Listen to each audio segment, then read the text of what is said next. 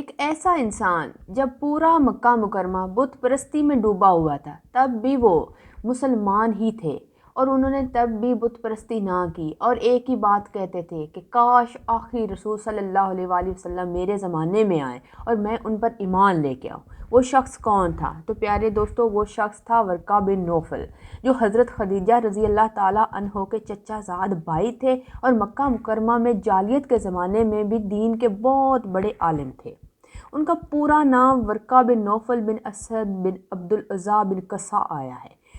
دینی حق کی تلاش میں انجیل کا مطالعہ انہوں نے کیا، متاثر ہو کر جوانی میں نصرانی مذہب اختیار کر لیا۔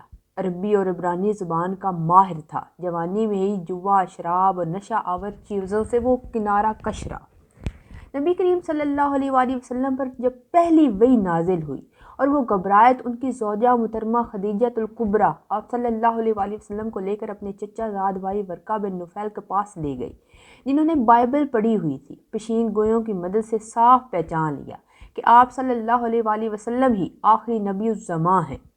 ورقہ بن نوفل کا ذکر احادیث میں بھی ملتا ہے۔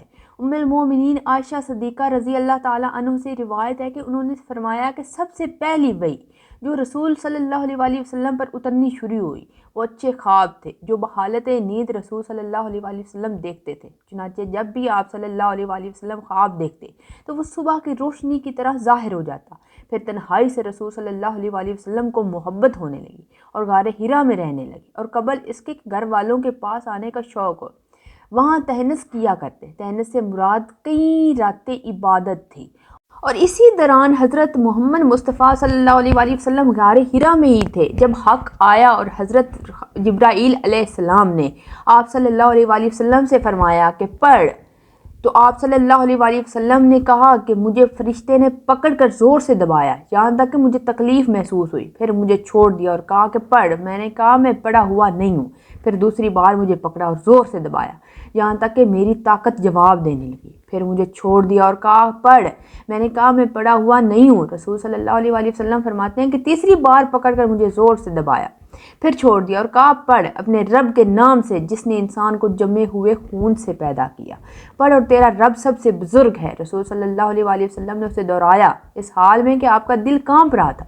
چنانچہ آپ صلی اللہ علیہ وآلہ وسلم خدیجہ بن خویلد کے پاس آئے اور فرمایا کہ مجھے کمبل اڑا دو، مجھے کمبل اڑا دو، مجھے بہت سردی لگ رہی ہے، یہاں تک کہ آپ کو ڈر لگ رہا تھا، آپ کا ڈر جاتا رہا۔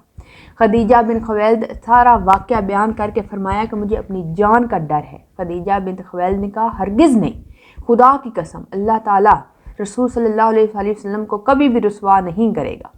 رسول صلی اللہ علیہ وآلہ وسلم تو صلح رحمی کرتے، ناتوانوں کا بوجھ اپنے اوپر لیتے، محتاجوں کے لیے کماتے ہیں، مہمان کی مہمان نوازی کرتے اور حق کی راہ میں مصیبتیں اٹھاتے ہیں۔ پھر حضرت خدیجہ بن خویلد رسول صلی اللہ علیہ وآلہ وسلم کو لے کر ورقہ بن نوفل بن اسد بن عبدالعزیٰ کے پاس گئی، جو خدیجہ بن خویلد کے چچا زاد بھائی تھے۔ زمانہ جاہلیت میں نصرانی ہو گئے تھے اور عبرانی کتاب لکھا کرتے تھے، چنانچہ انجیل کو عبرانی زبان میں لکھا کرتے تھے، جس قدر اللہ چاہتا نابینا اور بوڑھے ہو گئے تھے۔ ان سے خدیجہ رضی اللہ تعالیٰ نے کہا کہ اے میرے چچا زاد بھائی، اپنے بھتیجے کی بات سنو۔ آپ سے ورقہ نے کہا کہ اے میرے بھتیجے تم کیا دیکھتے ہو؟ جو کچھ رسول صلی اللہ علیہ وآلہ وسلم نے دیکھا تھا بیان کر دیا۔ ورقہ نے آپ سے کہا یہی وہ ناموس ہے جو اللہ تعالیٰ نے موسیٰ علیہ السلام پر نازل فرمایا تھا۔ کاش میں نوجوان ہوتا، کاش میں اس وقت تک زندہ رہتا جب تمہاری قوم تمہیں نکال دے گی۔ تو رسول صلی اللہ علیہ وآلہ وسلم نے فرمایا کیا وہ مجھے نکال دیں گے؟ ورقہ نے جواب دیا ہاں، جو چیز تو لے کر آیا ہے، اس طرح کی چیز جو بھی لے کر آیا اس سے دشمنی کی گئی۔ اگر میں تیرا زمانہ پاؤں تو میں تیری پوری مدد کروں گا۔ پھر زیادہ زمانہ نہیں گزرا کہ ورقہ کا انتقال ہو گیا اور وحی کا آنا کچھ دنوں کے لیے بند ہو گیا۔